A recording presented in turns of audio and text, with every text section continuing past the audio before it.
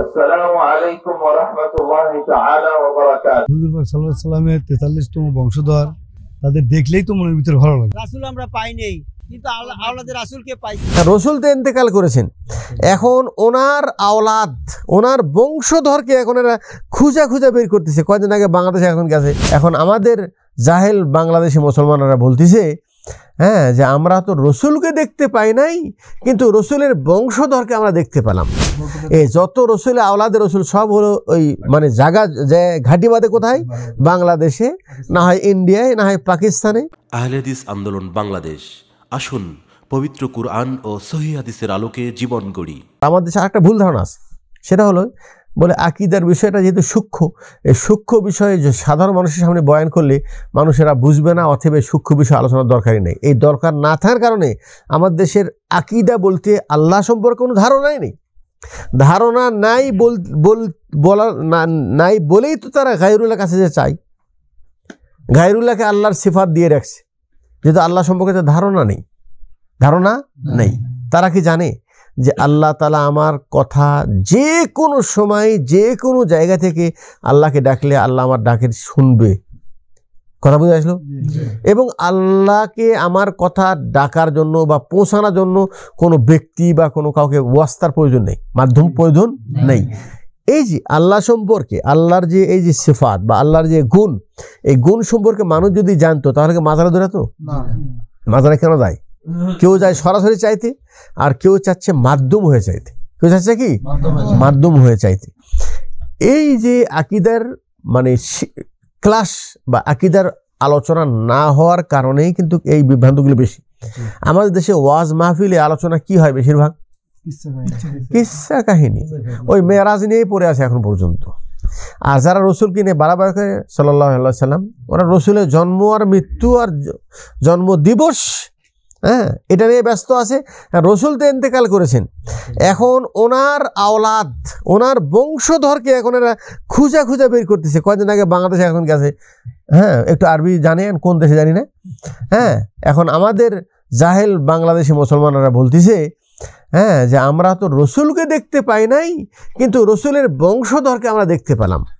এই যত রসুলের আওলাদের রসুল সব হলো ওই মানে জায়গা যে ঘাঁটি বাঁধে কোথায়, বাংলাদেশে, না হয় ইন্ডিয়ায়, না হয় পাকিস্তানে। এই তিনটা দেশ, মাশাআল্লাহ বলতে চাচ্ছিলাম কিন্তু মানে এখানে মাশাআল্লাহ খাটবে না, হ্যাঁ, এই তিনটা দেশে মানুষের মধ্যে ইসলামী আবেগ প্রচুর, ঠিক আছে না? মানে মুসলিম হিসাবে ইসলামের প্রতি ভালোবাসা, আবেগ অনেক ভালো, কিন্তু ওই আবেগটার যে একটা সীমা আছে। ইসলাম তো আর আবেগের নাম না, একটু ভালো করে দেখেন, ইসলামকে আবেগের নাম? ইসলাম কিসের নাম? আল্লাহর পক্ষ থেকে ওহির নাম ইসলাম। সেই ওহির, হ্যাঁ, মানে কি নাম, তাবেদারি করতে হবে আমাদের, এবং ওহির সামনে সারেন্ডার করতে হবে। আমার সব কিছু, আমার বুঝ, আমার আকল, আমার সব কিছু সারেন্ডার করতে হবে।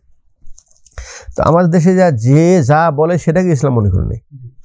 সাধারণ মানুষ যদি আওলাদের রসুল পায় 1450 বছর পর, সৌদি আরবে আমরা কোনো, আচ্ছা বংশটা কি বাংলাদেশে থাকবে না সৌদি আরবে থাকবে? এখানেই কোনো বংশ পেলাম না যে বংশওয়ালা দাবি করে যে আমরা হলো রসুলের বংশের লোক। কথা বুঝতে পারছেন? আচ্ছা, আওলাদের রসুল যদি হয়ও, রসুলের বংশধর 1450 বছর পর যদি সে আসে, তো তার জন্য কি করতে হবে? তাকে কি মানে আলাদা সম্মান করতে হবে? কিন্তু মানুষ তো করতেছে তাই। যাকে আওলাদের রসুল পাচ্ছে তাকে তো এক নজর দেখা মানে তারা মনে করছে সৌভাগ্যবান। তার সাথে হাত মিলানো, তার গায়ে মাসা করা, আরে বাবা আওলাদের রসুল। আর যিনি আওলাদের রসুল হয়ে যদি একবার প্রসিদ্ধ হতে পারে, আর ওর কোনো ব্যবসা বাণিজ্যের দরকার নেই। হাদিয়া যে কাকে বলে সেটা তারা জানে। আমাদের মতো মিসকিন আছে হুদা পড়ে থাকতে পারে, হ্যাঁ, সেরকম কারামত আমাদের কাছে নেই। কথা বসে চেহারা ভালো লাগে, সেরকম চেহারা আমাদের নেই। কথাও মন্দ বলে নেই, চেহারা লাগে নুরানি চেহারা। এই জন্য আমি বলি, কোনো কালো চেহারার মানুষ কোনো পীর দেখলাম না, যত পীর সব নুরানি চেহারা। হ্যাঁ, কথা বুঝে আসলো? তো এটা মানুষের ধোকা, মানুষের কি ধোকা। এই জন্য আমাদের দেশে ওয়াজ হয় হলো এগুলি নিয়েই। এই যারা মাজার পূজারি আছে, এদের যত জায়গায় ওয়াজ শুনতে যাবেন এইগুলো নিয়ে, হয় রসুলকে নিয়ে বাড়াবাড়ি, না হয় রসুলের বংশধরকে নিয়ে, না হয় ওনার ছেলেমেলেকে নিয়ে।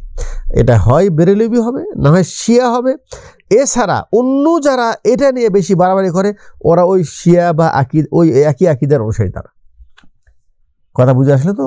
হ্যাঁ, কিন্তু আমরা আমাদের কাছে আল্লাহর ওই আয়াতের আলোকে ইন্না আকরামাকুম ইনদাল্লাহি আতকাকুম, আল্লাহর কাছে ওই ব্যক্তি বেশি প্রিয় যে সবচেয়ে বেশি মুত্তাকি হোক, সে যেই বংশেরই হোক না কেন। তুমি আওলাদে রসুল হয়েও যে তোমার আকীদা, তোমার আমল, তোমার বিশ্বাস যদি ভালো না হয়, তোমার এই বংশের দ্বারা কোনো উপকার আসবে না। উপকার থাকলে আল্লাহ রসুল তার মেয়েকে কেন বললো যে তুমি আমল করে আনকি যে নাফসি কিনা না, নিজেকে জাহান্নাম থেকে বাঁচাও। আর আমরা ওই আওলাদ রসুল, সে তাকে তো জান্নাতি বানিয়ে দিয়েছি, এখন তার সাথে মোসাফা যে করবে সেও জান্নাত।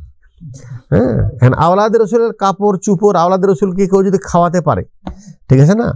হ্যাঁ, শুধু খাওয়াতে পারে না, এই অতি ভক্তি করতে যায় মানুষ তো নিজের স্ত্রীকেও হাদিয়া দিয়ে দেয়। এরকম আমরা ইতিহাস বহুত শুনেছি। আওলাদ রসুল যদি তুমি হয়ে থাকো, তুমি নিজে তোমার আওলাদে রসুল হওয়ার কি এটা এমন কি কর্তৃত্ব আছে? এটা রসুলকে যদি রসুল আল্লাহ না বানাতে, রসুলকে নিজে রসুল হতে পারতো? তো ওই বংশে তো আল্লাহ তৈরি করেছে, তুমি শুকরিয়া দেখো আল্লাহর, যদি ওই বংশের হয়ে থাকো এবং আল্লাহ যেন সেজদারত হয়ে যাও। অহংকার করুন আমি রসুলের বংশ, কাউকে বলার প্রয়োজন নেই। হ্যাঁ, তুমি আরো বেশি সেজদারত হয়ে যাও, আল্লাহ আমার প্রতি ইহসান করেছে, ঠিক আছে? কিন্তু হয়ে যাচ্ছে উল্টে, হয়ে যাচ্ছে কি উল্টে। এই জন্য যে যত মুত্তাকি হবে, যে যত পরহেজগার হবে, সে নিজেকে আরো ছোট মনে করবে, নিজেকে আরো ছোট মনে। এখন হচ্ছে কি, এটা হলো দুনিয়াবি ব্যবসা। যারা এই খানকা খুলে রাখছে, যারা পীরের এই সব আস্তানা খুলে রাখছে, এগুলো হলো ব্যবসা। তোমাকে কে বলেছে তুমি জান্নাতি? তুমি কোন ওহী পাইছো জান্নাতি? তুমি, তোমাকে কে বলেছে তুমি আল্লাহর ওলি? তোমাকে কে বলেছে তুমি আল্লাহর প্রিয় বান্দা? কেউ বলেছে? হ্যাঁ, আর তুমি যেটা আমল করো, এই আমল আল্লাহর কাছে কবুল হয়েছে কিনা, হচ্ছে কিনা, তোমার কাছে এখন দলিল আছে? তাহলে এই যে অজগবি মানুষ, সে নিজেও গোমরা, আর আমরা তো হুজুকি মুসলমান, একটু চেহারা ভালো, হ্যাঁ ভালো মানে দামি কাপড় চুপড় পরে, আর যদি কিছু অলৌকিক কিছু বলতে পারে, স্বপ্নের মাধ্যমে বুঝাতে পারে, কিছু ভক্ত যদি জমায়ে নেই, আর এভাবে ভক্ত লাগে না। হ্যাঁ, বাংলাদেশে কত মাজার আছে যেখানে মাজার নিয়ে কোনো মানুষই নেই।